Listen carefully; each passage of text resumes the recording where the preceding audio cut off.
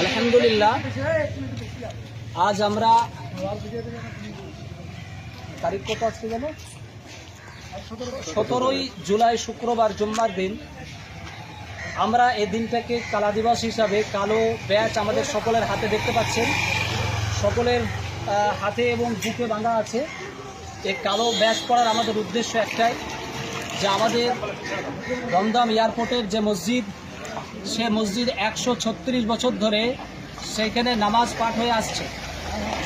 136 বছর ধরে, অর্থাৎ 1890 সাল থেকে নামাজ হয়ে আসছে। সেইখানে হঠাৎ করে গত শনিবার ফজরের নামাজ থেকে নামাজ বন্ধ করে দেয়, বিনা নোটিশে এবং বিনা কাউকে কমিটির সঙ্গে আলোচনা না করে।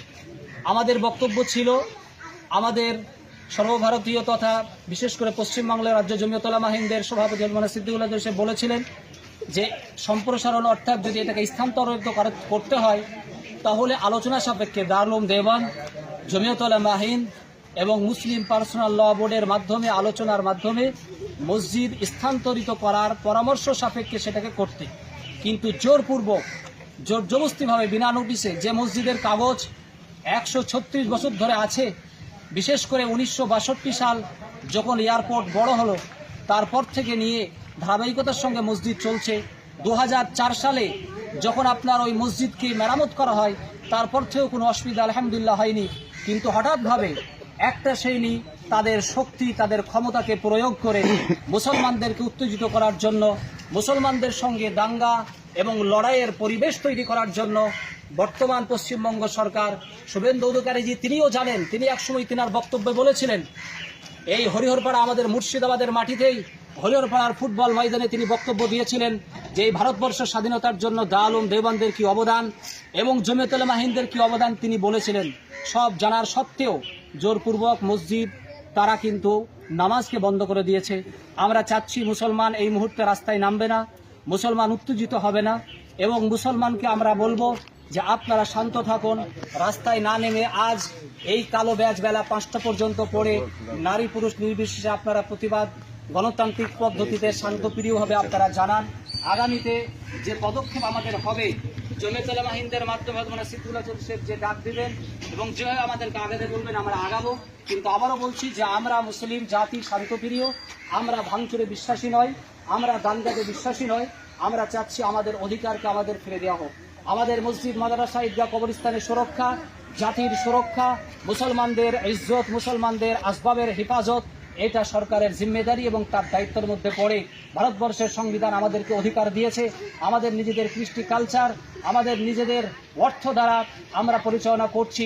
সেখানে কোনো বিন্দু পরিমাণ আজও পর্যন্ত 136 বছর ওই মসজিদে নামাজ হয়েছে, কোনো সন্ত্রাসবাদী কোনো কার্যক্রম বা সেখানে কোনো বেহায়াপনা কোনো কার্যক্রম 136 বছর ইতিহাসে কেউ দেখাতে পারেনি। কিন্তু হঠাৎ কেন সেখানে সেই মসজিদকে বন্ধ করে দিয়ে মুসলমানদেরকে আস্থায় নামানোর একটা পরিবেশ তৈরি করতে চাচ্ছে।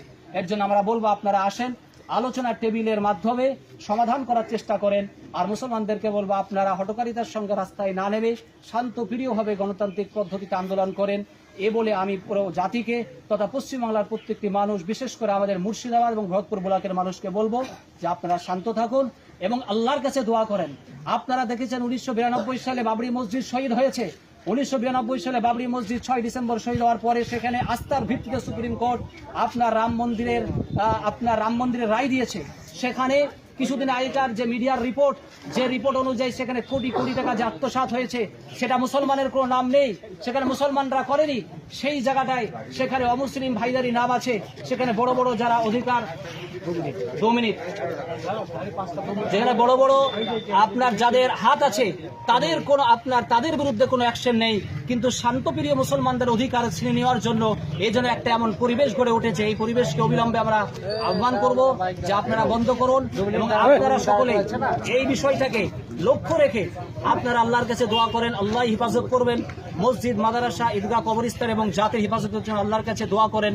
যেভাবে আল্লাহ তাআলা তাদের ওই বাবরি মসজিদ শহীদের পরে রাম মন্দিরকে সামনে রেখে তাদের চুরির মাধ্যমে সারা ভারতবর্ষ নয় সারা পৃথিবী দেখছে যে মুসলমান এখানে জড়িত নয়। অতএব মুসলমান স্বচ্ছ, মুসলমান শান্তপ্রিয় এবং মুসলমান অত পবিত্র এবং পরিষ্কার পরিচ্ছন্ন। অতএব মুসলমানদের যারা দাগ লাগানোর চেষ্টা করছে, মুসলমানদেরকে যারা তাঁতানোর চেষ্টা করছে, তাদেরকে আমি বলবো, যদি এ আগুন নিয়ে আপনারা খেলা করেন, পরিশেষে এটাই বলবো, জাতি এরা অতি শান্তপ্রিয়, কিন্তু তাদের নিজের রক্ষা আদায়ের জন্য নিজের দাবি যখন এদের পিঠ থেকে যাবে, যদি রাস্তায় নামতে বাধ্য হয়, তখন কিন্তু গণতান্ত্রিক পদ্ধতিতে মুসলমানদেরকে যখন আপনারা কিন্তু ভারতবর্ষের পরিস্থিতিকে তখন আর সামালতে পারবেন না। এই পরিবেশ নষ্ট করার জন্য দায়ভার আপনারাই বহন করবেন, যেহেতু আমাদেরকে রাস্তায় নামতে আপনারা বাধ্য করবেন। এর জন্য আমরা বলবো যে আপনারা শান্তপ্রিয়ভাবে আপনারা আলোচনার মাধ্যমে সমস্ত কাজকে পরিপূর্ণ করার চেষ্টা করেন। এ বলে আমি আমার বক্তব্য শেষ করছি। ঠিক আছে। নাগরিক সুরক্ষা সংহিতার 163 ধারা অর্থাৎ 144 ধারা জারি করা হয়েছে।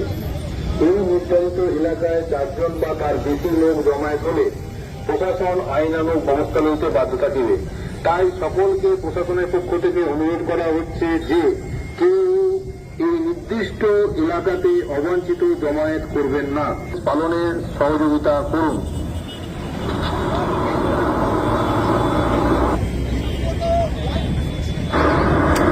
দ্বারা জানানো যাইতেছে যে বাঁকড়া, মোড় এবং তার সংলগ্ন পাশে 4 জন বা তার বেশি লোক জমায়েত হলে প্রশাসন আইনানুগ ব্যবস্থা নিতে বাধ্য থাকিবে। তাই সকলকে প্রশাসনের পক্ষ থেকে অনুরোধ করা হচ্ছে যে কেউ এই নির্দিষ্ট এলাকাতে অবাঞ্ছিত জমায়েত করবেন না, প্রশাসনের সাথে সরকারি নির্দেশ পালনের সহযোগিতা করুন। জানানো যাইতেছে যে বাঁকড়া, মোড় এবং তার সংলগ্ন পার্শ্ববর্তী